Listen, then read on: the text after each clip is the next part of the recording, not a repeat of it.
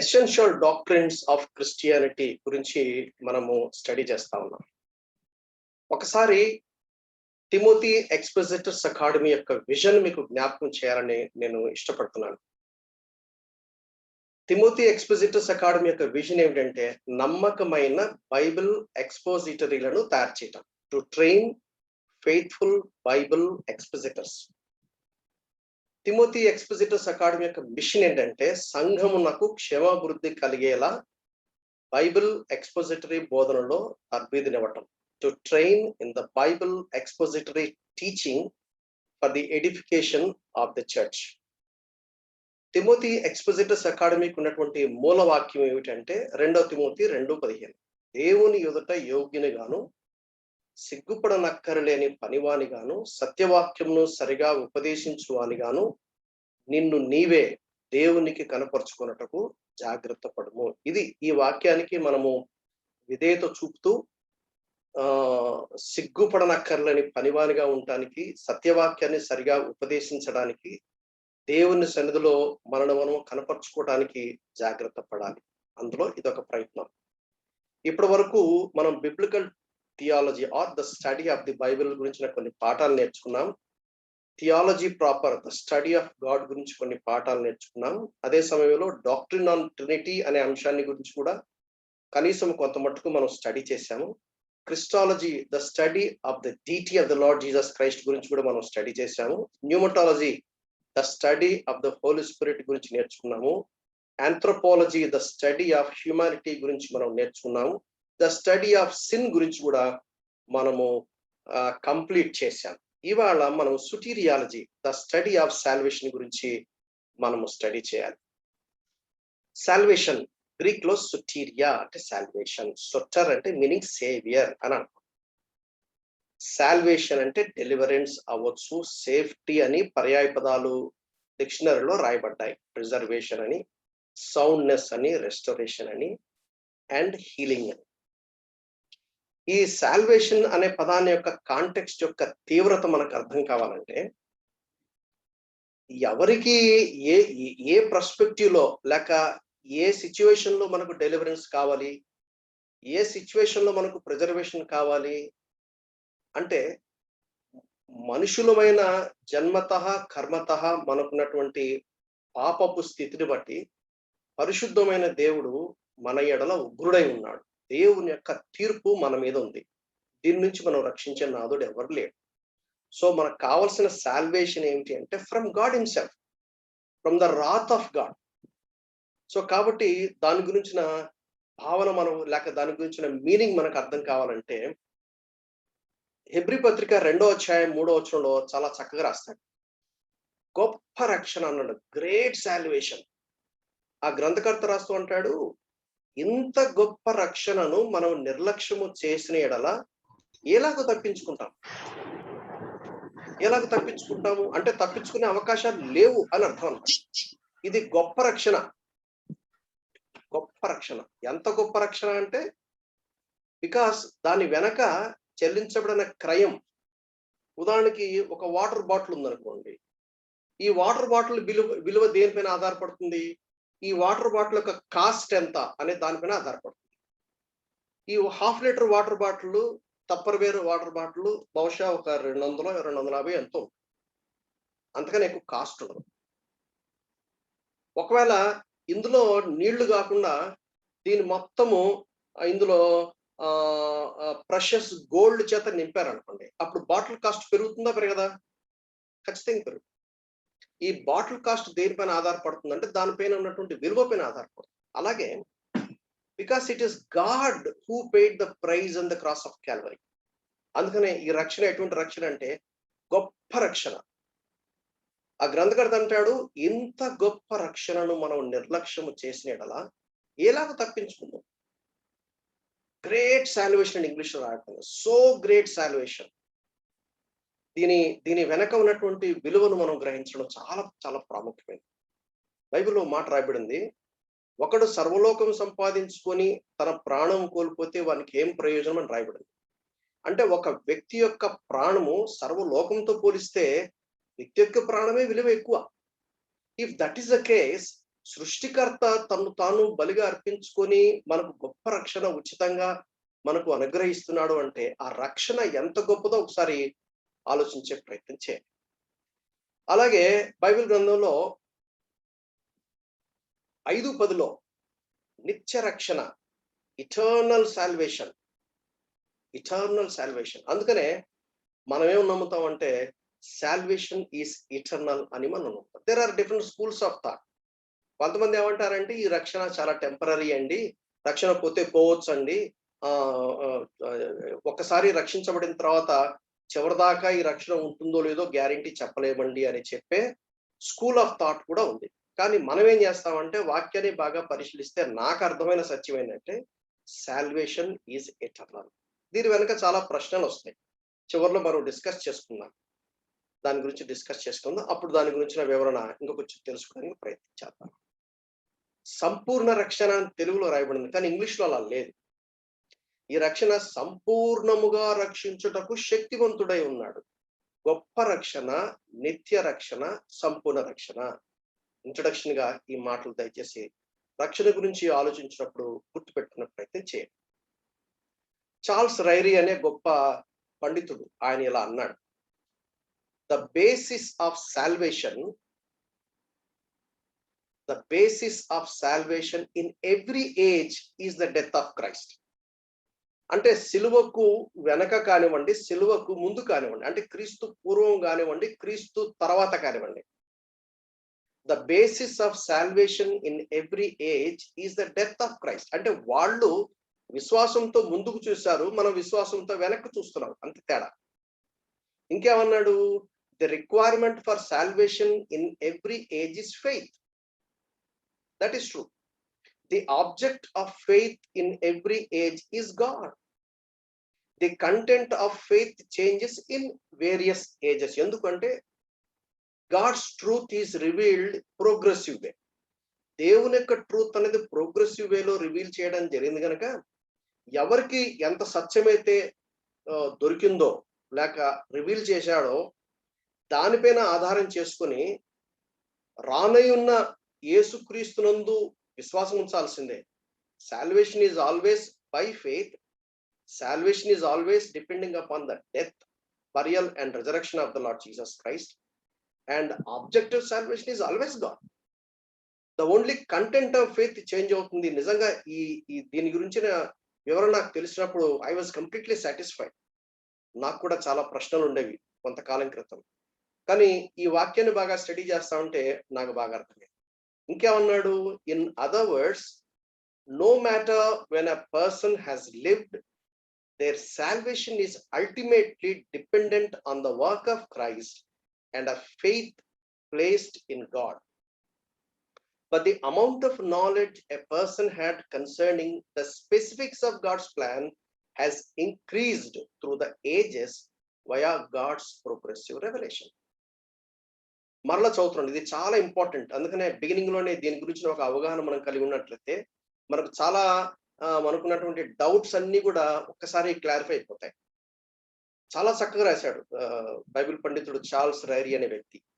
In other words, no matter when a person has lived, ఎప్పుడు ఏ age లో ఉన్నాడు, ఏ టైంలో ఉన్నాడు, it's not the question. There salvation is ultimately dependent on the work of Christ and the faith placed in God. యేసుక్రీస్తు వారి యొక్క విమోచన కార్యం పైన ఆధారపడింది. ఎందుకంటే పాత నిబంధనలోని బలులన్నీ కూడా రానయున్న యేసుక్రీస్తుకు సాదృశ్యంగా ఉన్నాయని సత్యం అక్కడ దేవుడు వారికి తెలియపరిచాడు. But the amount of knowledge a person had concerning the specifics of God's plan has increased through the ages via God's progressive revelation. ఈ విషయాన్ని మీరు దయచేసి గుర్తుపెట్టుకునే ప్రయత్నం చేయండి. ముందుకెళ్దాం. సాల్వేషన్ అన్నప్పుడు మనము 3 టెన్సెస్ లో మనం వాడతాం. ఐ ఆమ్ సేవ్డ్, నేను రక్షించబడ్డాను. ఐ ఆమ్ బీయింగ్ సేవ్డ్, నేను రక్షించబడుతూ ఉన్నాను. ఐ షల్ బి సేవ్డ్, నేను రక్షించబడతాను. I am saved, that is a past tense. నేను రక్షించబడ్డాను. దేని నుంచి రక్షించబడ్డావు? From the penalty of sin. పాపం వల్ల నేను చెల్లించవలసిన క్రయము ఎంత గొప్ప తీర్పు అంటే అది వివరించడానికి వీలు కాదు. నేను అందుకనే చాలా సార్లు నేను మీతో పంచుకొని ఉంటాను. If you have to understand the intensity of sin, the terribleness of sin, the awfulness of sin, the ugliness of sin, you have to go to the cross. శిలువ మీద దేవుడు మానవుడిగా దిగి వచ్చి ఒక బలి పశువు వలె ఆయన ఆయన బలియాగం చేయబడ్డప్పుడు ఆయన ఎంత చిత్రహింసలు పెట్టబడ్డాడో, ఆయన ఎంతగా హింసించబడ్డాడో, ఎంతగా ఆయన బాధనందాడో, కానీ మనకు అర్థం కాదు. కారణం ఏంటంటే 3 గంటలు చిమ్మ చీకటి అని చెప్పబడింది. మనం ఎంతసేపు ఫిజికల్ సఫరింగ్స్ గురించి మనం చూస్తామే కానీ, ఆయన పరిశుద్ధమైన దేవుని పైన లోకములో ఉన్న మానవాళి పాపమంతా కుమ్మరించబడుతున్నప్పుడు అసలు ఏమేం జరిగిందో మనకు అర్థం కాదు. That is a terrible penalty. అందుకనే దేవుడు నా కోసం సిలువలో చేసిన ఆ గొప్ప క్రయాన్ని గురించి ఆలోచించినప్పుడల్లా ప్రతి వ్యక్తి చేసే మొట్టమొదటి కార్యం ఏంటంటే fall prostrate and say that Lord I worship you because you have saved me from the terrible sin, from the terrible danger. అసలు మన danger is God, not devil. దేవుని యొక్క ఉగ్రత నుంచి దేవుడు తప్పించాడు. He paid the penalty. నన్ను రక్షించాడు. దేని నుంచి రక్షించాడు? దేవుని యొక్క ఉగ్రత నుంచి, దేవుని యొక్క తీర్పు నుంచి. దేవుడికి నేను చెల్లించాల్సిన ఆ క్రైమ్ నేను చెల్లించకుండా ఆయన చెల్లించి నన్ను ఉచితంగా రక్షించాడు. I'm saved from the penalty of sin. అందుకని క్రీస్తు యేసునందున్న వారికి ఏ శిక్షా విధి లేదని రోమపత్రిక 8వ అధ్యాయం 9వ వచనం రాయబడింది. మొదటి వచనం రాయబడింది. There is no condemnation those who are in Christ. అది మొదటిది.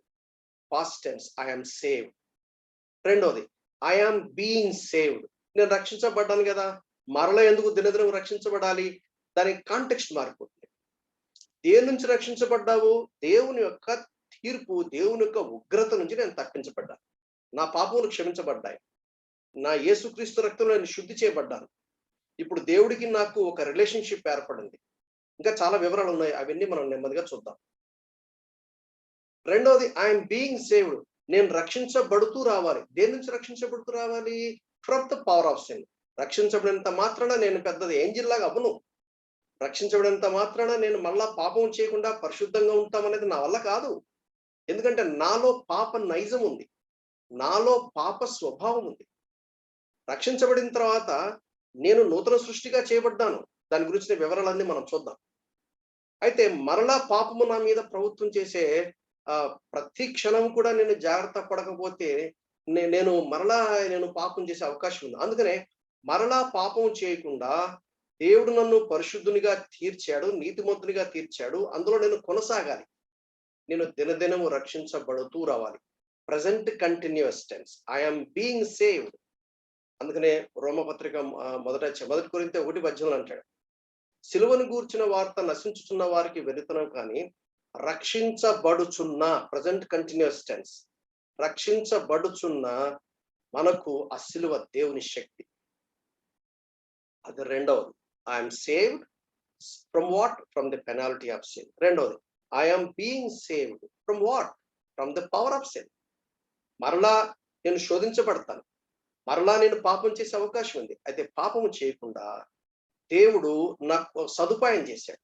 దేవుడు నాకు వనరులు సమకూర్చాడు, నాకు బాధ్యత అప్పగించాడు. ఆ బాధ్యతను బట్టి నేను మరలా పాపంలో పడకుండా పరిశుద్ధతలో కొనసాగాలి. So I have responsibility. నేను రక్షించబడ్డానికి దేవుని మహాకృప చేత రక్షించబడ్డాను, నా క్రియల వలన కాదు. దాని గురించి ఇంకా చాలా వివరాలు మనం చూస్తాం. మూడవది, I shall be saved. That is a future tense. దేని నుండి? From the very presence of sin. That's the doctrine of sin గురించి చెప్తుంది. ఎవరు చెప్పినా ఇది చెప్పాలి, ఏం మార్చడానికి వీల్లేదు. ఇది నేను నా సొంత మాటలు కాదు, బైబిల్ పండితులు వాళ్ళు దాన్ని ఒక ప్రాపర్ సిస్టమ్ తయారు చేశారు. ఎవరు చెప్పినా ఇలాగే చెప్పాలి, ఎవరు కూడా దీన్ని మార్చడానికి వీల్లేదు. Truth is truth, that's it. I'm saved, I'm being saved, I shall be saved. That is a hope. మనకున్నటువంటి హోప్ అది, మనకున్నటువంటి నిరీక్షణ అది.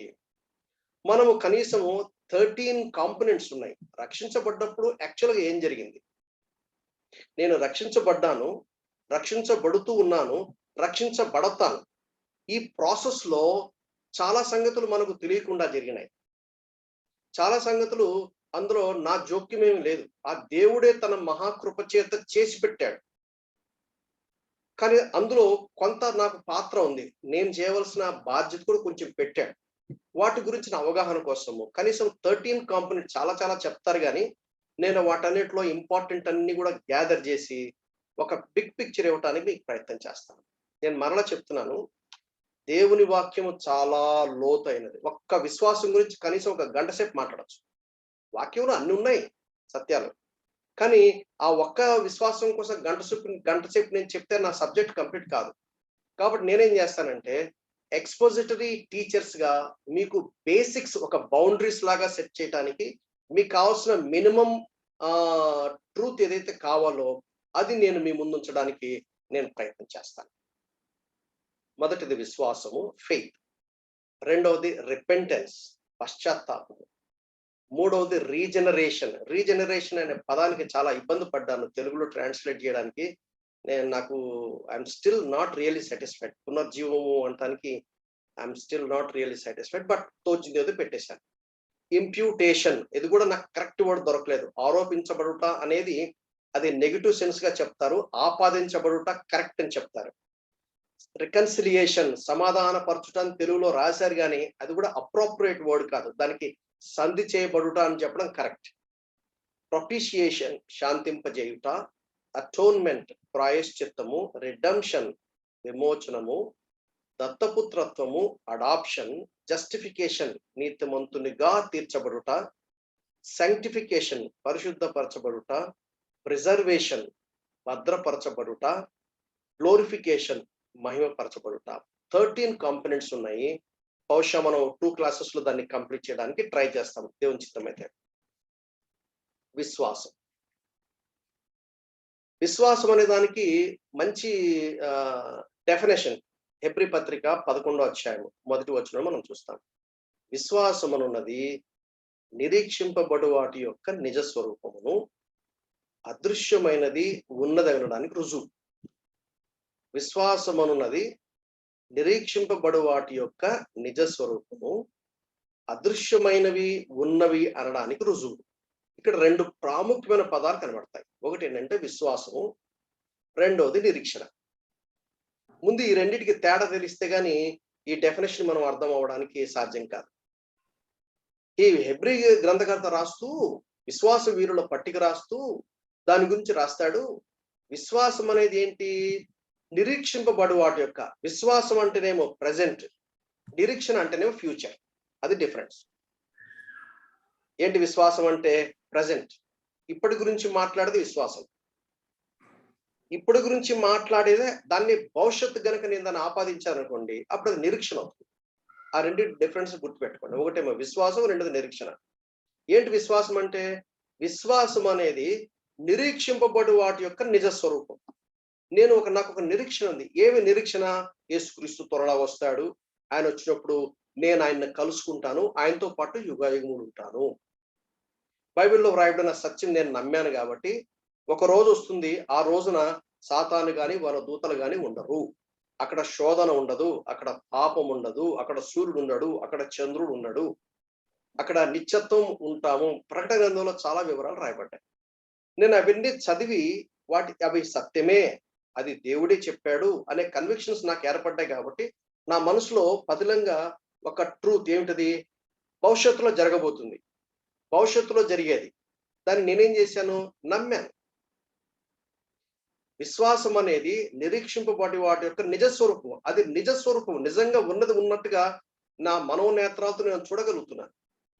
ఆ చూడగలడానికి సాధ్యమయ్యేది విశ్వాసం. విశ్వాసం అనేది నిరీక్షింపబడి వాటి యొక్క నిజస్వరూపము, అదృశ్యమైనవి, కనపట్ల, భౌతిక నేత్రాన్ని కనపట్ల. అన్ని భౌతిక నేత్రాలు కనపడవు, అన్ని భౌతిక నేత్రాలు కనపడవు, కానీ it is a proof. What is a proof? Faith. విశ్వాసం అనేది నిరీక్షింపబడు వాటి యొక్క నిజ స్వరూపము, అదృశ్యమైనవి ఉన్నవి అంటానికి రుజువు. అది విశ్వాసం. ఏంటి విశ్వాసం అంటే? అదృశ్యమైంది, కంటికి కనపడదు. కొంతమంది ఏమంటారంటే, ఆ దేవుడు అంటే నాకు చూపించండి, నేను నమ్ముతా. చూస్తే నువ్వు నమ్మేదేంటి? నువ్వు చూస్తున్నప్పుడు నేను నమ్ముతున్నా అంటే మెంటల్ హాస్పిటల్ జాయిన్ చేయాలి. చూసేదాన్ని ఎవరు నిరీక్షిస్తారండి? చూసేదాన్ని when it is evidently before your naked ice, it is truth, it is available before you. దాన్ని నువ్వు నమ్మాల్సిన పని లేదు. దేన్ని నమ్మాలి? కనపడం దాన్ని. ఇప్పుడు ఆక్సిజన్ ఉందండి అని సైంటిస్టులు చెప్పారు. నీకెలా తెలుసు? ఆక్సిజన్ ఉంది కాబట్టి నేను బతుకుతున్నాను, ఊపిరి పీల్చుకుంటున్నాను. మరి కంటికి కనపడుతుందా? కనపడదు. గాలి కంటికి కనపడుతుందా? కనపడదు. కానీ దాని ప్రభావం ఇలా హ్యాండ్ కర్చీఫ్ ఇలా పెట్టాననుకోండి, గాలికి ఇలా ఊగుతుంది. నీకెలా తెలుసు గాలి ఉందని? ఇదిగో హ్యాండ్ కర్చీఫ్ ఊగుతుందిగా. విశ్వాసం అనున్నది నిరీక్షింపబడు వాటి యొక్క నిజ స్వరూపము, అదృశ్యమైనది ఉన్నది అంటానికి రుజువు. ఏంటి విశ్వాసం అంటే? మన సొంత లాంగ్వేజ్ లో రాయాలంటే, ప్రభు అయిన యేసుక్రీస్తు వైపునకు తిరుగుటకు మనస్సులో జరిగిన ఇష్టపూర్వకమైన మార్పు. It is a deliberate change. ఏంటిది? To turn to Christ. ఇంకొక మాటలో చెప్పాలంటే ఏంటి ఫెయిత్ అంటే? Faith is to turn to Christ. దాన్ని ఫెయిత్ అన్నారు. యాకోబు అన్నాడు 2వ అధ్యాయం 11 దేవుడు ఒక్కడే నువ్వు నమ్ముతున్నావు, అలా నమ్మటం మంచిదే, దయ్యములను నమ్మి వడుకుతున్నాయి కదా, మరి దానికి దీనికి తేడా ఏంటి? దేవుడు ఒక్కడే నువ్వు నమ్ముతున్నావు. ఇప్పుడు చాలా మందికి తెలుసు యేసుక్రీస్తు దేవుడు అని, చాలా మందికి తెలుసు యేసుక్రీస్తు శిలువలో మరణించాడని. మరి వాళ్ళందరూ రక్షించబడ్డారా? అందుకనే ఇప్పుడు ఈ విశ్వాసం మనం హెబ్రీ పత్రిక 11వ అధ్యాయం 1వ వచనంలో చెప్పిన విశ్వాసం యొక్క డెఫినేషన్ ఎంత ప్రాముఖ్యత మనం అర్థం కావాలంటే, it is not just knowing information. ఒక ఇన్ఫర్మేషన్ తెలుసుకోవటము, ఒక అవునండి ఇందిరాగాంధీ ఉంది అని నేను నమ్ముతున్నాను, ఎందుకంటే it is a historical truth. ఇటువంటి నాలెడ్జ్ ని నమ్మటం వేరే. దేవుడు ఒక్కడే నువ్వు నమ్ముతున్నావు, అలాగూ నమ్మటం మంచిదే. దయ్యములను నమ్మి వణుకుతున్నాయి, దయ్యములు నమ్మి వణుకుతుంది, ఇంకా మనం వణకట్లా. గాస్పల్ అనేది దేర్ ఆర్ 3 లెవెల్స్ లో. ఒకటేంటి? నాలెడ్జ్ లెవెల్స్ లో. చాలా మందికి యేసుక్రీస్తు దేవుడు, ఆయన శిలువలో మరణించినాడు, యేసు ప్రభువునందు విశ్వాసం ఉంచడం ద్వారా పాప క్షమాపణ పొందుతామని సండే స్కూల్ నుంచి మనం నేర్చుకుంటున్నాం. మరి వాళ్ళందరూ రక్షించబడ్డారా? రక్షించబడ్డారు. That knowledge will not save you. రెండోది, నాలెడ్జ్ ఒకటే కాకుండా understanding. What is understanding? Insights of the knowledge. నీకు ట్రూత్ గురించినటువంటి నాలెడ్జ్ నీకుంది. ఆ నాలెడ్జ్ యొక్క గాస్పల్ గురించిన నాలెడ్జ్ వల్ల నీకు రక్షణ రాదు. గాస్పల్ గురించిన నాలెడ్జ్ ఒకటే కాకుండా సెకండ్ లెవెల్ అంటే understanding. What is understanding? Insights of the knowledge. అది కూడా ఉండొచ్చు. Still you will not be saved. You need faith. మనం ఆ ఫెయిత్ గురించి మనం మాట్లాడుతున్నాం. Faith not rationalism, faith not empiricism. కొంచెం టెక్నికల్ వర్డ్స్, అది ఫిలసాఫికల్ టర్మ్స్ అనమాట. అపాలజెటిక్స్ లో ఈ పదాలన్నీ వాడతారు. ఏంటి రేషనలిజం అంటే? Confidence in the authority and truthfulness of the objective Jesus Bible అనుకోండి. ఇది కన్విక్షన్ అంటాం మనం. యేసుక్రీస్తు వారు శిలువలో మరణించినప్పుడు నా పాపములన్నీ ఆయన తన మీద ఒప్పుకున్నాడు. మీకు ఎలా తెలుసు? వాక్యంలో యోహాను సువార్త 16వ అధ్యాయం 8వ వచనం ప్రకారంగా నాలో కన్విక్షన్స్ కలుగజేశాడు పరిశుద్ధాత్మ దేవుడు. నేను సువార్తను వింటా ఉన్నాను. సువార్తను వింటామంటే, అరే యేసు ప్రభువు నా కోసం శిలువలో బలయ్యాడా, అరే దేవుడు కదా నన్ను ఎంత ప్రేమించాడా, నా పాపములు ఆయన భరించాడా, విశ్వాసం ఉంచితే నా పాపములు క్షమించబడతాయా? ఎవరు చెప్పారు నీకు? పరిశుద్ధాత్మ దేవుడు కన్విక్షన్స్ కలుగజేశాడు. That is faith. Faith not rationalism. Not rationalism. Rationalism ఏంటి? రేషనల్ అంటే ఇంటెలిజెన్స్. ఇంటెలిజెన్స్. రీజన్. రేషనలిజం అంటే reason from the source of knowledge. మనము from the source of knowledge అని రీజన్ బట్టి మనం రక్షించబడలా. We are saved by faith. Faith not empiricism. ఏంటి empiricism అంటే? Knowledge from observation and experience. మీరు కొద్దిగా బాగా అర్థం చేసుకునే ప్రయత్నం చేయండి. అప్పుడు ఇంత గొప్ప రక్షణ అంటే ఏంటో మీకు బాగా అర్థమవుతుంది. We are talking about faith not rationalism. We are talking about faith not empiricism. What empiricism? Knowledge from observation and experience. We are not saved by knowledge, we are not saved by understanding, we are saved by faith. మనం క్రియలో మనం రక్షించబడలా, మనం విశ్వాసం వలన రక్షించబడ్డాము. Our faith is something more than faith of the devils. ఎవరు devils? ఒకప్పుడు వాళ్ళు దేవదూతలే. ఇంకా నిజానికి వాళ్ళు దేవుని మహిమను వాళ్ళు చూశారు, వాళ్ళు దేవుని యొక్క ప్రభావాన్ని చూశారు. వాళ్ళు చూశారు. They have knowledge but they did not believe. మనకు తెలుసు మనం ఏంజిలియాలజీలో దాని గురించిన వివరణ ఇంకా ఎక్కువ చూడడానికి మనం ప్రయత్నం చేస్తాం. ఫెయిత్, వినుట వలన విశ్వాసము కలుగును, వినుట క్రీస్తుని గురించిన మాట వలన కలుగును. ఎవరో సువార్త చెప్పారు, ఎవరో నా కోసం ప్రేయర్ చేశారు, ఎవరో నన్ను ప్రేయర్ మీటింగ్ నడిపించారు, లేక ఎవరో కూర్చోబెట్టి సువార్త చెప్పారు, వివరించారు. యేసు ప్రభు నీ కోసం మరణించినాడు, యేసు ప్రభు నీకు బదులుగా మరణించినాడు, ఆయన సాక్షాత్తు 100% దేవుడు, ఆయన పుట్టుకలో పాపం లేనివాడు, ఆయన జీవన విధానంలో పాపం లేనివాడు, ఆయన గొర్రెపిల్ల వలె శిలువలో వధించబడ్డాడు, రక్తం లేకుండా పాపులు క్షమించడం అసాధ్యమని బైబిల్ చెప్తుంది. ఈ వివరణ అంతా నాకు చెప్తున్నప్పుడు వింటా ఉంటే నాలో ఏం కలిగిందంటే కన్విక్షన్స్ కలిగినాయి. విశ్వాసము, ఇటు దేవుని వాక్యము, పరిశుద్ధాత్మ దేవుడు వాక్యంలో దాచబడిన సత్యాన్ని నాకు క్రీస్తుని గురించి వివరిస్తా ఉన్నప్పుడు నాలో కన్విక్షన్స్ కలిగినాయి. అపొస్తలుల కార్యములు 2:37 మనం చూసాం. అపొస్తలుడైన పేతురు చెప్తున్నప్పుడు వాళ్ళు హృదయంలో నొచ్చుకున్నారు, అయ్యలారా రక్షణ పొందాడు మేమేం చేయాలి? 16వ అధ్యాయంలో జైలర్ వచ్చి అయ్యా రక్షణ పొందాలంటే మేమేం చేయాలి అని వాళ్ళు వచ్చి అడిగారు.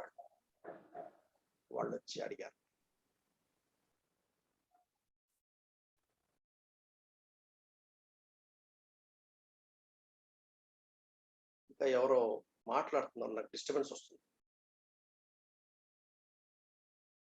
2 తిమోతి 3వ అధ్యాయము 14-15 వచనాలు కనుక మనం చూసినట్లయితే నేను చదువుతాను చూడండి. 2 తిమోతి 3వ అధ్యాయము 14-15 వచనాలు.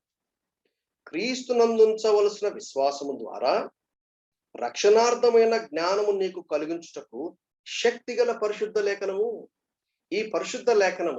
ఈ పరిశుద్ధ లేఖనాల్లో ఉన్నటువంటి దాచబడినటువంటి సత్యము పరిశుద్ధాత్మ దేవుడు నాకు వివరిస్తున్నప్పుడు బైబిల్ ఏం చెప్తుంది? క్రీస్తునందుంచవలసిన విశ్వాసము ద్వారా రక్షణార్థమైన జ్ఞానము నీకు కలిగించుటకు శక్తిగల పరిశుద్ధ లేఖనము. విశ్వాసము అంటే గ్రీక్ లో పిస్టిస్ అని రాయబడింది. పిస్టిస్ అని రాయబడినప్పుడు అందులోనే ఆ పిస్టిస్ అనే విశ్వాసము అండ్ రిపెంటెన్స్, పశ్చాత్తాపం 2 ఇమిడి ఉన్నాయి. విశ్వాసము అన్నప్పుడు, విశ్వాసము అంటే పరిశుద్ధాత్మ దేవుడు వాక్యములో ఉన్న సత్యాన్ని నాలో కన్విక్షన్స్ కలగజేసినప్పుడు నాకు విశ్వాసం అనేది ఒక గిఫ్ట్ గా దేవుడు నాకు ఇచ్చాడు. నేను కాబట్టి విశ్వాసం ఉంచనంటానికి వీల్లేదు. అది దేవుడు విశ్వాసం ఒక గిఫ్ట్ గా నాకు ఇచ్చినప్పుడు ఆ విశ్వాసంతో పాటు రిపెంటెన్స్, పశ్చాత్తాపం కలిగింది. దాన్ని 2 కొరింథీ 7:10 ఏమంటాడంటే దైవ చిత్తానుసారమైన దుఃఖము రక్షణార్థమైన మారు మనసుని కలగజేసింది. అంటే నేను పాపిని అని గ్రహించినప్పుడు, పాపినైన నా కొరకు పరిశుద్ధమైన దేవుడు, సృష్టికర్తైన దేవుడు చేసిన గొప్ప అమూల్యమైనటువంటి మోచకార్యాన్ని బట్టి అయ్యో నా ప్రభువా నేను ఇంత ఘోరమైన పాపినా అని నా పాపల విషయంలో నేను పశ్చాత్తాపడ్డాను. ఆ దైవ చిత్తానుసారమైన దుఃఖం నాలో కలిగింది. అప్పుడు నా పాపములు ఒప్పుకున్నాను. నా పాపలు అప్పటివరకు నేనేమనుకున్నాను, I'm okay, I'm all right, నాలో ఏం తప్పు ఉంది, నేను పర్వాలేదు, ఐఎమ్ బెటర్, ఈయనకంటే బెటర్, ఆయన కంటే బెటర్, ఆమె కంటే బెటర్ అనుకుంటూ వచ్చారు.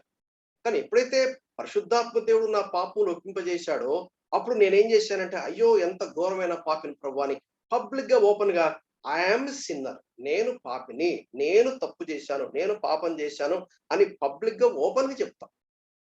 అంతేగాని దాని గురించి వివరాలు చెప్పక్కర్లేదులేండి. ఏమేం పాపాలు చేశారు లిస్ట్ ఏం బయటపెట్టక్కర్లేదు. దేవుని దగ్గరికి వెళ్ళి చెప్తే చాలు. అది విశ్వాసం. విశ్వాసం అంటే ఇన్ని జరిగాయి. పరిశుద్ధాత్మ దేవుడు వాక్యములోని సత్యాన్ని యేసుక్రీస్తు నాకు ప్రజెంట్ చేసినప్పుడు నాలో కన్విక్షన్స్ కలిగినాయి, నాలో మంట పుట్టింది, నా హృదయంలో పొడిచినటువంటి అనుభవము, కన్విక్షన్స్ అనుభవం కలిగింది.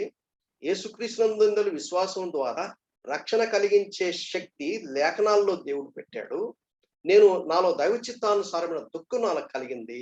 నేను పాపినే, నా పాపములు ఒప్పుకోవడానికి అది నాకు దోహదమైంది. రక్షించబడ్డానికి నేనేం చేయాలి? రోమా 10:9 యేసు ప్రభువని నీ నోటితో ఒప్పుకొని దేవుడు మృతులలో నుండి ఆయనను లేపనని నీ హృదయం ముందు విశ్వసించిన యెడల నీవు రక్షించబడదు.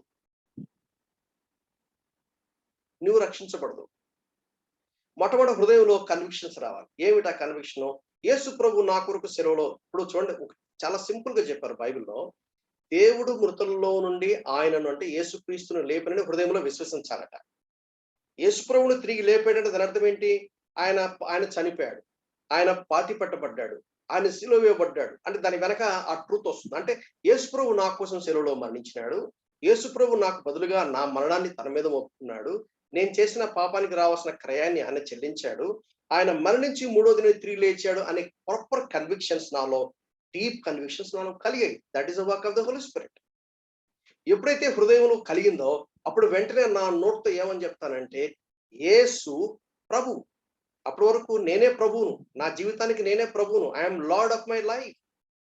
ఎప్పుడైతే యేసు నా కోసం సిలువలో చేసిన గొప్ప కార్యాన్ని గ్రహించి ఆయన నాకు బదులుగా మరణించినాడు, ఆయన సిలువలో క్రయాన్ని చెల్లించాడు, విమోచన కార్యం చేశాడు, ఆయన మరణాన్ని గెలిచి తిరిగి లేచాడు అనే కన్విక్షన్స్ నాలో కలిగినప్పుడు అప్పుడు నేనేం చేస్తానంటే నా నోటితో ఒప్పుకుంటా. 2 పనులు జరగాలి. హృదయంలో విశ్వసించాలి, నోటితో ఒప్పుకోవాలి. ఏమని ఒప్పుకోవాలి? నీవు నా ప్రభువు, నీవు నా రాజువు, నువ్వు నా దేవుడివి అని నా నోటితో పబ్లిక్ గా నేను కన్ఫెస్ చేయాలి. సింపుల్. రక్షించబడ్డా నేనేం చేయాలి? హృదయం ముందు విశ్వసించాలి. ఏమని విశ్వసించాలి? Christ died for me on the cross of Calvary on my behalf, was buried and rose again victoriously on the third day. రెండోది నేనేం చేయాలి? Confess with my mouth that he is my Lord, ఆయన నా ప్రభువు.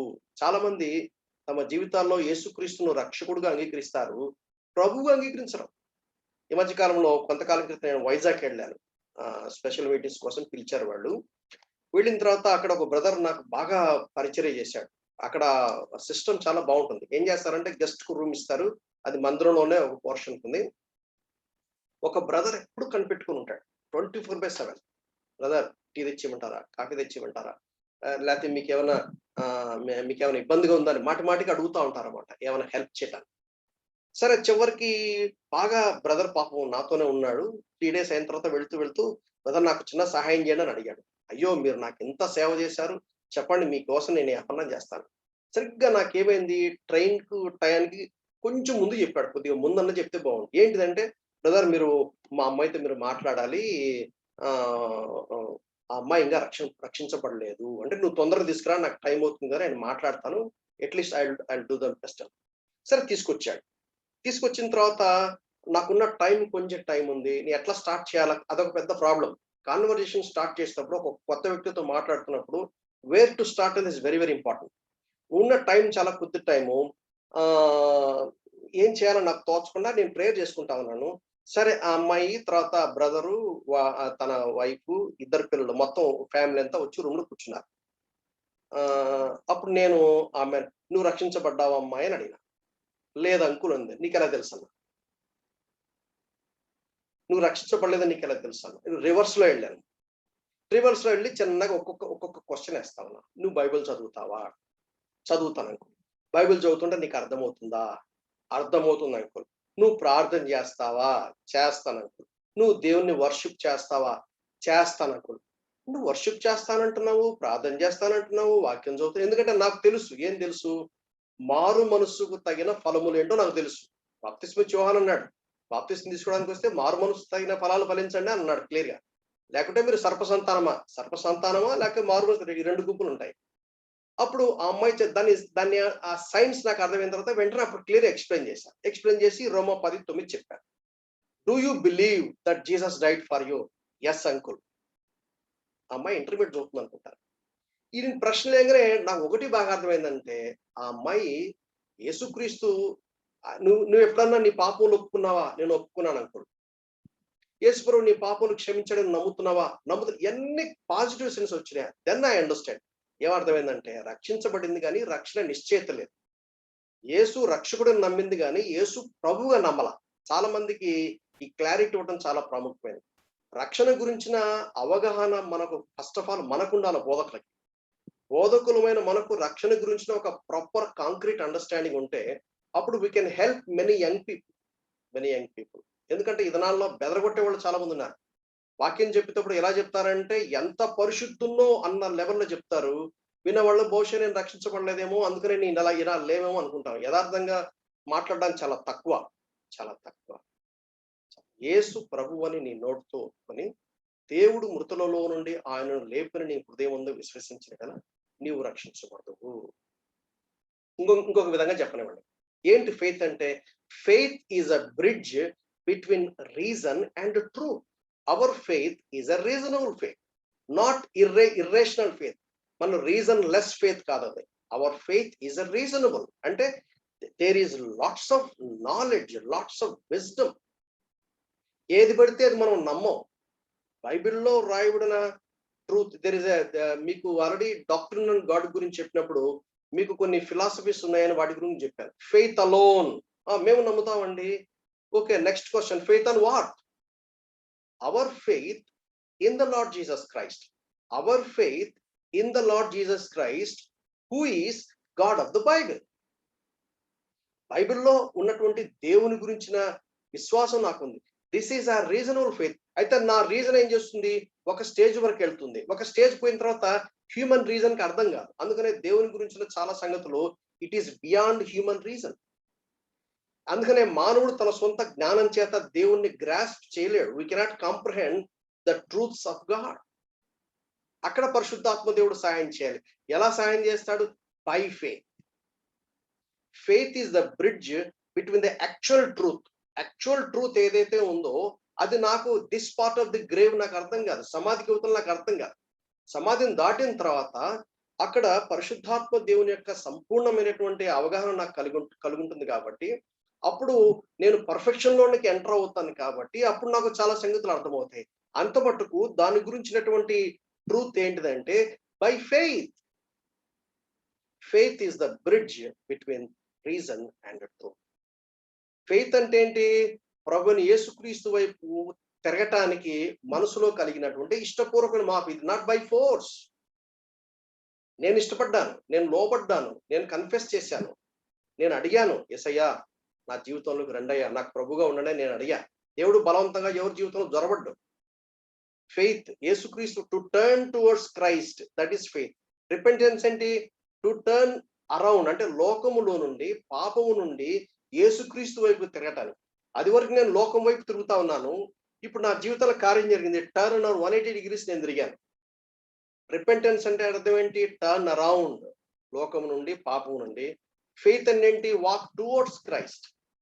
ఇంత మటుకు అర్థం చేసుకోండి సరిపోతుంది. ఎఫెసీ పత్రిక 2వ అధ్యాయము 8-9 వచనాలు. మీరు విశ్వాసము ద్వారా కృపచేతనే రక్షించబడ్డారు. ఇది మీ వలన కలిగినది కాదు, దేవుని వరమే. అది క్రియల వలన కలిగినది కాదు, ఎవడను అతిశయపడడానికి వీల్లేదు. Why are you saved? By grace. How you are saved? By faith. In the whole process, who is the object of faith? Jesus Christ. Why అంటేనేమో కృప, హౌ అంటేనేమో విశ్వాసము, హూ అంటేనేమో క్రీస్తు. విశ్వాసము కృప చేత, విశ్వాసము ద్వారా క్రీస్తు నందు. రోమపత్రిక 5:3 పదాలు చాలా చక్కగా చూస్తాం. కృప చేత, విశ్వాసము ద్వారా క్రీస్తు నందు. విశ్వాసము నాట్ మెరిట్స్, విశ్వాసము నాట్ కంట్రిబ్యూట్. కృప క్రియలు కాదు. ఈ విషయం మనకు బాగా అర్థమవ్వాలి. విశ్వాసము, కృప, యేసుక్రీస్తునందు రక్షణ కలిగిన ఈ విషయాన్ని మనం గుర్తుపెట్టుకోవాలి. It is not by merit, it is not by contribution, it is not human efforts, it is by grace. విశ్వాసము అంటే దీని గురించి కూడా చాలా ఉంది. సేవింగ్ ఫెయిత్, రక్షించబడ్డానికి కావాల్సిన విశ్వాసం. అయ్యలారా, ప్రభువును రక్షించబడ్డా నేనేం చేయాలి? ప్రభువుని యేసునందు విశ్వాసం ఉంచుము, అప్పుడు నీవును నీ ఇంటి వారు రక్షించబడతారు. That's all. సింపుల్. పౌలు ఏమన్నాడు? ప్రభువుని యేసునందు విశ్వాసం ఉంచుము, అప్పుడు నీవును నీ ఇంటి. ఎందుకంటే దాని గురించిన వివరణ ఆల్రెడీ చెప్పాడు. దాని అర్థం ఏంటంటే దాని గురించిన వివరణ చెప్పాడు కాబట్టి ఇప్పుడు నేనేం చేయాలి? విశ్వాసం ఉంచు చాలన్నాడు. దాన్ని సేవింగ్ ఫెయిత్ అంటారు. రెండవది ఏంటి? Sanctifying faith. గలతీ పత్రిక 2వ అధ్యాయము 20వ వచనం. ఇంకోసారి ఎప్పుడన్నా దాని గురించి ఒక సండే ఈవినింగ్ స్టడీ తీసుకుందాం దాని గురించి. పౌలు అంటాడు, నేను క్రీస్తు యేసుతో పాటు సిలువేయబడ్డాను, ఇకను జీవించువాడు నేను కాను, క్రీస్తే నా యందు జీవించుచున్నాడు. ఆయన నన్ను ప్రేమించి నా కోసం సిలువలో ప్రాణం పెట్టాడు కనుక ఇహ నుంచి విశ్వాసం ద్వారా నేను జీవిస్తున్నాను. అంటే దినదినము బతకడానికి నాకు విశ్వాసం కావాలి. శాంక్టిఫికేషన్ ప్రాసెస్ లో నాకు విశ్వాసం కావాలి. రక్షించబడ్డానికి విశ్వాసం అవసరమే. అంతటితో పని అయిపోయిందా? No no no no. దినదినము నేను క్రీస్తుతో పాటు నడవటానికి, దినదినము నేను రక్షించబడుతూ ముందుకు పోవటానికి నాకు విశ్వాసం కావాలి. అంటే డే టు డే జీవితానికి కావాల్సిన విశ్వాసము. మూడవది స్టీవర్డ్షిప్ ఫెయిత్. స్టీవర్డ్షిప్ ఫెయిత్ అంటే that is the gift of the Holy Spirit. ఎవరికైతే ఈ స్టీవర్డ్షిప్ ఫెయిత్ ఉంటుందో వాళ్ళు supernatural ability to believe and expect great things from God. ఇది చాలా కొద్ది మందికి ఉంటుంది. దేవుడు వారికి ఏదైనా ఒక గొప్ప పరిచర్య అప్పగించినప్పుడు ఆ పరిచర్య చేయటానికి కావలసిన కెపాసిటీ ఇవ్వటానికి ఆల్రెడీ మనం gifts of the Holy Spirit గురించి చాలా వివరంగా మనం స్టడీ చేశాం. Stewardship faith.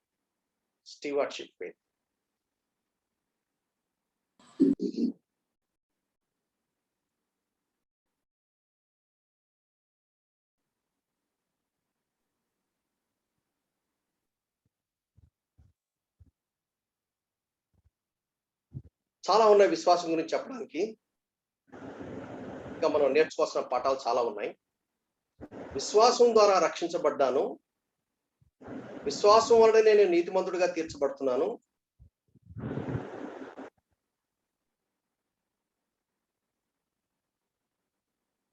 విశ్వాసం ద్వారా జీవిస్తున్నాను, విశ్వాసం ద్వారా నడుస్తున్నాను, విశ్వాసాన్ని కాపాడుకుంటాను, విశ్వాసంలో నుండి అధిక విశ్వాసంలో ఎదుగుతాను, విశ్వాసం గలవాడనై చనిపోతాను. విశ్వాసము చేత రక్షించబడ్డాను, లేక విశ్వాసం ద్వారా రక్షించబడ్డాను, విశ్వాసం వల్లనే నేను నీతిమంతుడిగా తీర్చబడ్డాను, విశ్వాసం ద్వారా జీవిస్తున్నాను. Walk by faith not by sight. నీతిమంతుడు విశ్వాసం ద్వారా జీవించును అని రాయబడింది. హబక్కు 2:4 అదే మాట రాయబడింది. విశ్వాస్యత చేత జీవించును అనే పదం కూడా అందులో మూల భాషలో రాయబడిన మాటను బట్టి మనం అర్థం చేసుకుంటున్నాం. We walk by faith.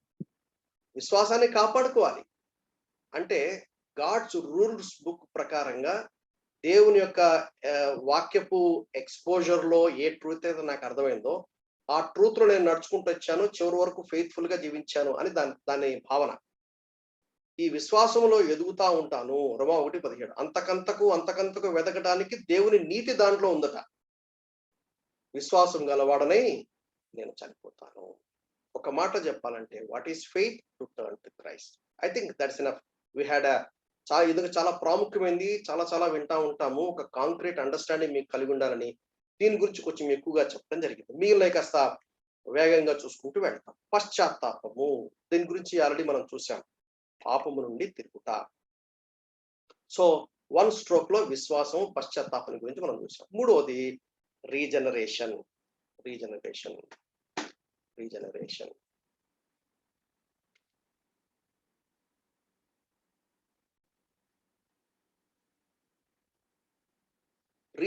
అనే పదానికి గ్రీక్ పదము పాలిన్ జెనీషియా. పాలిన్ అంటే అగైన్, వన్స్ మోర్. జెనసిస్ అంటే బర్త్, మనకు తెలుసు. దాని మీనింగ్ ఏంటి? A new birth, a renewal, a rebirth or regeneration అని దాని భావన.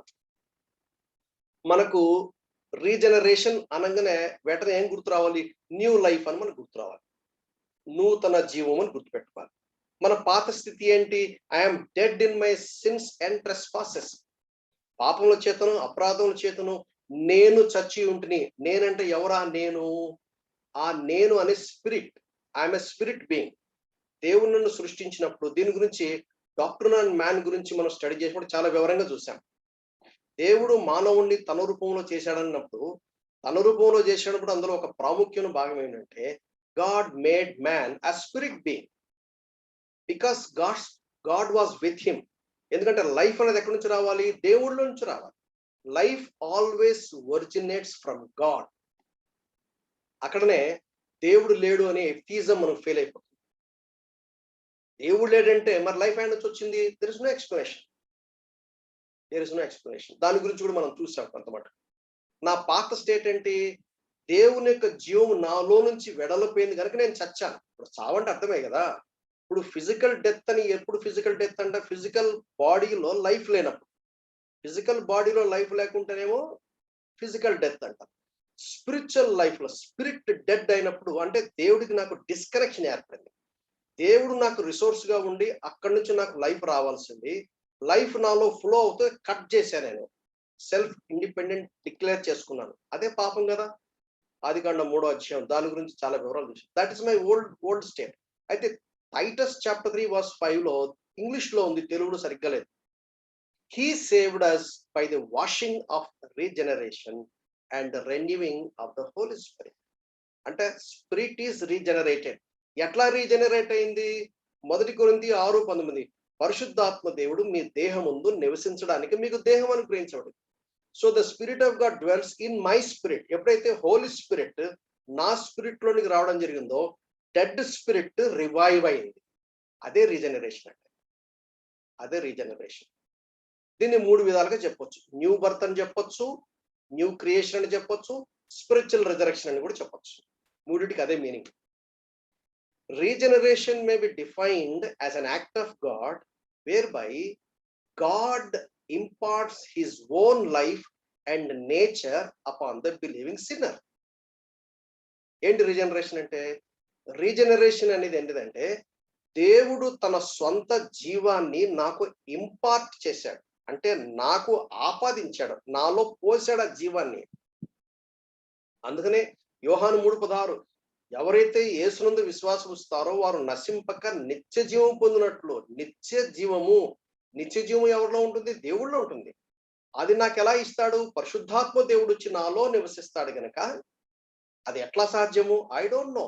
Bible says that is my experience. That is my experience. అబ్బా తండ్రి అని పిలిచే ఆత్మ నాకు ఉంది.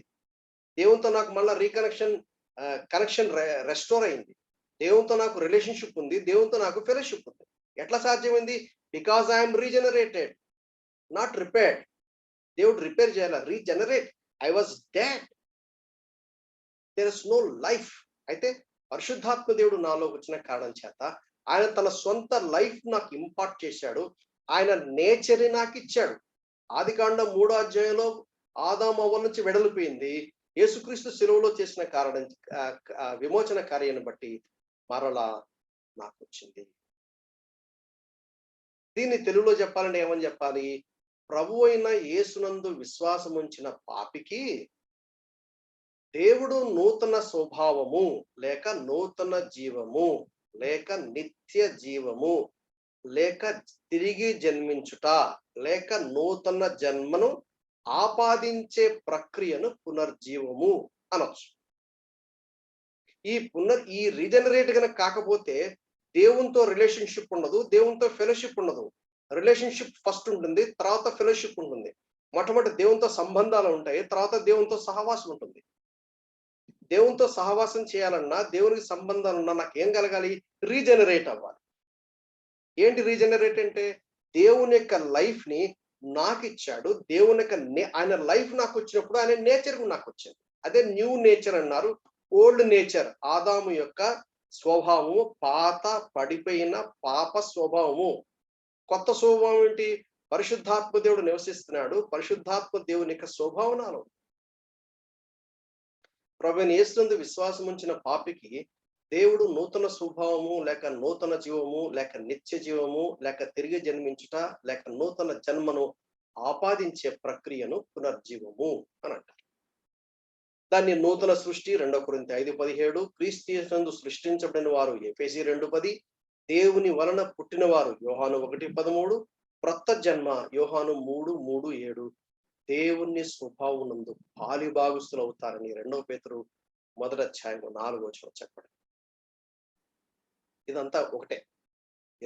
మరలా రిపీట్ చేస్తున్నా. నూతన సృష్టి 2 కొరింథీ 5:17, ఈ క్రీస్తు యేసునందు సృష్టించబడిన వారు ఎఫెసీ 2:10, దేవుని వలన పుట్టిన వారు యోహాను 1:13, క్రొత్త జన్మ యోహాను 3:3 వచనం 7వ వచనం, దేవుని స్వభావమునందు పాలిభాగస్తులు అవుతారు 2 పేతురు 1:4.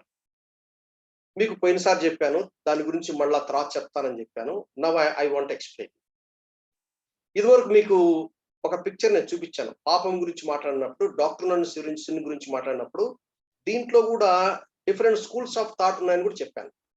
డైకాటమీ, ట్రైకాటమీ. ఎందుకంటే ఎవరు పాయింట్ వాళ్ళకు ఉన్నాయి. డైకాటమీ ఎందుకంటే బైబిల్లో మనస్సు, ఆత్మ, జీవము రకరకాల ఇంటర్చేంజబుల్ గా వాడారు. సో దాన్ని నమ్మేవాళ్ళు ఉన్నారు, దీన్ని నమ్మేవాళ్ళు. నాకు బాగా స్టడీ చేసిన తర్వాత ఐ బిలీవ్ ట్రైకాటమీ. ఏంటి ట్రైకాటమీ అంటే? Body, soul, spirit, 3 things. చాలా మంది ఎక్కువ శాతం ఏం చేస్తారంటే బాడీ సోల్తో ఆపేస్తారు. సోల్ స్పిరిట్ ఇంటర్చేంజబుల్ గా వాడారు కాబట్టి బైబిల్లో, మనం అంతకంటే ఉంటానికి. కానీ బట్ నాకు ఈ లాజిక్ ఎందుకో బాగా నచ్చింది, ఇదే కరెక్ట్ అని నాకు అనిపిస్తుంది.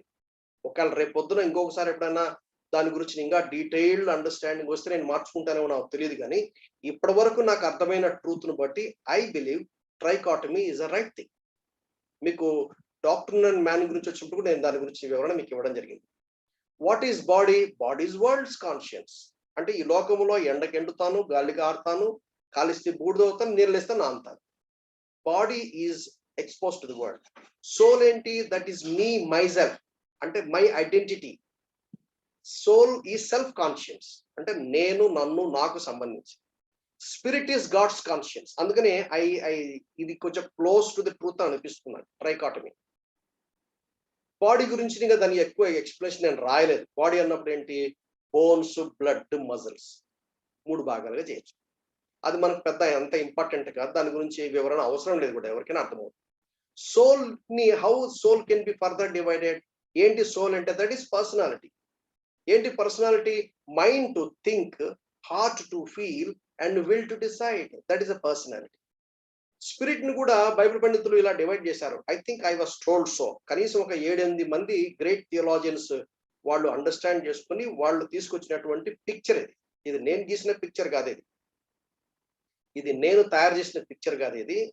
దీన్ని బైబిల్ పండితులు కొంతమంది వాళ్ళు దాని మీద వర్క్ చేసి ఇలా ఉండొచ్చేమో అని ఒక పిక్చర్ ఇచ్చారు. నేను దాన్ని I have borrowed their picture. It is not my picture. Spirit లో 3 భాగాలు. ఒకటేమో కాన్షియన్స్. దట్ ఈస్ వాళ్ళు ఏమంటారంటే పరిశుద్ధాత్మ దేవుడు ఆత్మలో నివసిస్తాడు, అందుకని he communicates to us through the conscience. I don't know how far it is true, but దాన్ని స్టడీ చేసినప్పుడు that is close to the truth అని అనిపిస్తున్నాయి. రెండోది ఇంట్యూషన్. అంటే సడన్ గా ఒక లైట్ రావడం, సడన్ గా ఒక ఐడియా రావడం. మూడోది ఏంటంటే గాడ్లీనెస్, దైవ చింతన. ఇక్కడనే చాలా మందికి భక్తి భావన, దేవుడు, దైవమని ఇంతమంది దేవుళ్ళు, దేవతలు, ఇన్ని రకాల గురువులు, ఇన్ని రకాల బాబాలు రావడానికి కారణం ఏంటంటే ప్రతి వ్యక్తిలో ఉన్నటువంటి ఆ దైవిక చింతన. కానీ బైబిల్ ఏం చెప్తుందంటే spirit is dead because God is not there. God is alienated from God. దాని గురించి మన డాక్టరీన్ లో చాలా వివరాలు చూసాం. ఆ తర్వాత when the spirit of God left the spirit, అప్పుడు ఆటోమేటిక్ గా దాని స్పందన సోల్ ఏమైంది? సోల్ ఇస్ విత్ డార్క్నెస్, చీకట్లో ఉన్నా. అప్పుడు బాడీ స్లేవరీ అయిపోయింది. అందుకని మనం అనుకుంటా, తీర్మానం చేస్తాము, తాగుడుకు అలవాటైతే సాయంకాలం కాళ్ళు ఈడ్చుకుంటూ వెళ్ళిపోతాయి. దీన్ని బట్టి సోల్ డార్క్నెస్ ఉన్న కారణం చేత మైండ్ లో కానీ, హార్ట్ లో కానీ, విల్ లో కానీ మనకు ఈ చీకటిని బట్టి, చీకటి అన్నప్పుడు మనం అజ్ఞానం అనుకోవచ్చు, చీకటి అంటే లైఫ్ లేని సిచ్యువేషన్ అనుకోవచ్చు. There could be different ways of things. Mind to think, heart to feel, will to decide. So conscience that is from God, intuition from God, godliness towards God. ఇప్పుడు ఏం జరిగింది? 1 కొరింథీ 6:19 ప్రకారంగా పరిశుద్ధాత్మ దేవుడు నా లోనికి వచ్చాడు. అప్పుడు ఏమైంది? డెడ్ స్పిరిట్ కి లైఫ్ వచ్చింది. అప్పుడు యోహాను సువార్త 1వ అధ్యాయం 4వ వచనం రాయబడినట్టు ఆయనలోని జీవము మనుషులకు వెలుగై ఉండెను. సో నాలోని చీకటి పోయి వెలుగై. హెచ్కేలు 36:26 ఏమని రాయబడింది? నీకు నూతన హృదయం ఇస్తాను, పాతదేమో రాతి హృదయము, ఇది మాంసపు హృదయము, న్యూ హార్ట్ ఇచ్చారన్నాడు. రోమా 12 మొదటి 2 వచనాలు కనుక చూస్తే నీ మనస్సు మారి రూపాంతరం ఒకటి వలన, అక్కడ మనసు అంటే mind, let your mind B transformed అని రాయబడింది. ఆ పని నాకు అప్పగిచ్చాడు. ఆ పని నా మైండ్ ట్రాన్స్ఫార్మ్ అవ్వాలంటే నేనేం చేయాలి? నా దేహమును ఆయన బలిపీఠం మీద పెట్టాలి. సజీవ యాగంగా ఉండాలి, అది పరిశుద్ధంగా ఉండాలి, దేవునికి అనుకూలంగా ఉండాలి. అది మొదటి భాగం. So my worship towards God. రెండోది ఏంటంటే ఈ లోక మర్యాదను అనుసరించకుండా, ఈ లోక పద్ధతులు, సాంప్రదాయాలు, దేవునికి వ్యతిరేకమైనవి ఏవైతే ఉన్నాయో వాటి వైపు పోకుండా నేను దేవుని ఆరాధించే వ్యక్తిగా, దేవుని వెంబడించే వ్యక్తి ఉన్నప్పుడు నా మైండ్ ఏమవుతుందంటే క్రైస్ట్ లైక్ మైండ్ లాగా అవుతుంది. That is my responsibility. New heart రావడానికి నా రెస్పాన్సిబిలిటీ లేదు, న్యూ స్పిరిట్ రావడానికి నా రెస్పాన్సిబిలిటీ లేదు. I just trusted in God. అది regeneration. It is a transformable mind. రక్షించబడక మునుపు ట్రాన్స్ఫార్మబుల్ మైండ్ కాదు. రోమ 6:6 ప్రకారంగా ఇప్పుడు ఏమైందంటే శరీరము redeemed. Now body becomes neutral. So this is the picture. మీరు మైండ్ లో పెట్టుకుంటే మీకు ఎప్పటికైనా పనికొస్తుంది. If you think trichotomy is right, that's up to you. I don't force anyone. This is what I believe, this is what I understand. You can, because this is not a major item. So as the Lord leads you, you can accept or you can reject as you please. There's no compulsion. Regeneration అనగానే ఒక మాట ఏం గుర్తుపెట్టుకోవాలి? New life. Regeneration అనగానే new life. So మనం మూడోది కూడా complete చేసాం. ఇంప్యూటేషన్. ఏంటి ఇంప్యూటేషన్ అంటే? ఒక వ్యక్తి యొక్క చెడు లేక మంచిని మరొక వ్యక్తి లెక్కలో చేర్చగలిగిన ప్రక్రియనే ఆపాదించుట అని అంటారు. Imputation. What is imputation? A అనే వ్యక్తి యొక్క అకౌంట్ లోది తీసుకొని పోయి బి అనే వ్యక్తి యొక్క అకౌంట్ లో వేసినప్పుడు దాన్ని ఇంప్యూటేషన్ అంటారు. ఆదాము, రోమా 5:11, ఆదాము పాపము మానవులందరికీ ఆపాదించబడింది. Because I represent Adam is representing in me as a representative. మీకు దీని గురించిన వివరణ కూడా మీకు ఆల్రెడీ చెప్పడం జరిగింది.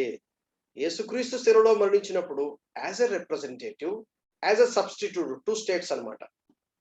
సో ఆదాము యొక్క పాపము నాకు ఇంప్యూట్ చేయబడింది. అది పుట్టుకతోనే ఇన్హెరిట్ అయ్యింది. డాక్టర్ అండ్ సిన్ లో దాని గురించిన వివరణ చాలా బాగా చూశాను. సో కాబట్టి నేను పుట్టుకతో పాప నైజంతో పుట్టాను. ఆ ఇంప్యూటేషన్ ఆఫ్ యాడమ్ సిన్, ఆదాము, ఎందుకంటే ఆదాము కుమారుడు నేను, ఆదాము సంతానము, ఆదాము స్వరూపంలో చేయబడ్డాను. సో అది పుట్టుకతో వచ్చింది. రెండవ కొరింథీ 5:21 ఏం చెప్తుంది? మనం ఆయన యందు దేవుని నీతి అగునట్లు పాపం ఎరుగని ఆయనను మన కోసము పాపముగా చేశాను. అంటే అర్థమైందంటే యేసుక్రీస్తు శిలువలో మరణించినప్పుడు నా ప్రాచీన పురుషుడు ఆయనతో పాటు సిలువ వేయబడ్డాడు. ఆదాము పాపము ఏ విధంగా నాపై ఆపాదించబడ్డం జరిగిందో అలాగే నా పాపము యేసుక్రీస్తుపై మోపబడింది. యేసుక్రీస్తు వారు శిలువలో మరణించినప్పుడు ఆయన ఎందుకు మరణించినాడు? నా పాపం బట్టి మరణించినాడు. యేసుక్రీస్తు ఆయన ఏ నేరం చేయలేదు. ఆయన మరణానికి తగింది కానీ ఆయనలో ఏ పాపం లేదు. బైబిల్లో 3 మాటలు రాయబడింది. In him was no sin, he did no sin, and he knew no sin. ఆయన ఏ పాపం ఎరగలేదు, ఆయన ఏ పాపము చేయలేదు, ఆయనలో ఏ పాపం లేదు. సో 2 రకాలు చూస్తాం. ఒకటేంటి? ఆదాము పాపము నా పైన ఆపాదించబడింది, నా పాపము యేసుక్రీస్తు పైన ఆపాదించబడింది. అది రెండవది. మూడవది ఏంటి?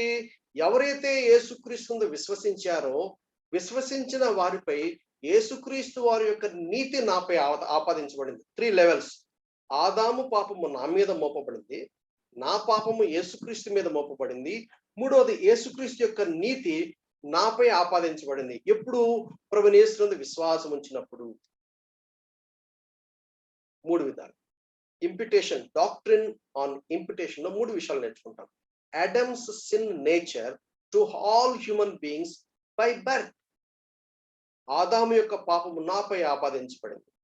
All human sin imputed upon the Lord Jesus Christ on the cross when he died. 2 కొరింథీ 5:21. అలాగే Christ righteousness was imputed to me when I believed in Jesus Christ. నాకు యేసుక్రీస్తుతో పాటు నాకు సంధి కలిగింది. ఈ జీవముల దేవునితో నాకు సంధి కలిగింది. దేవుని యొక్క సంధికి వెళ్ళగలుగుతున్నాను. కారణం ఏంటి? Because of A righteousness of Jesus Christ.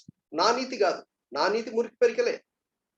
యేసుక్రీస్తు వారి యొక్క నీతి నా మీద ఆపాదించబడింది కాబట్టి నేను దేవుని సన్నిధికి వెళ్ళగలను, దేవుని సన్నిధిలో ప్రార్థించగలను, దేవుని ఆరాధించగలను, దేవునితో సావాసం చేయడానికి సాధ్యమైంది. 3 విషయాలు గుర్తుపెట్టుకోవాలి. ఆదాము పాపము నాకు ఆపాదించబడింది, నా పాపము యేసుక్రీస్తుపై మోపబడింది, యేసుక్రీస్తు యొక్క నీతి నాకు ఆపాదించబడింది. That is a doctrine of imputation. Okay, మీకు బేసిక్స్ కనీసం ఈ మాత్రం మీరు నేర్చుకుంటే చాలు. ఐదవది రికన్సిలియేషన్, సమాధానపరచబడుట. సమాధానపరచబడుట. మనం ఒక పని చేద్దాం, ఇక్కడికి ఆఫ్ చేసి 8:15 అయింది, ఒక 15 మినిట్స్ అని మనం డిస్కస్ చేసుకుంటే చాలా మంచిది.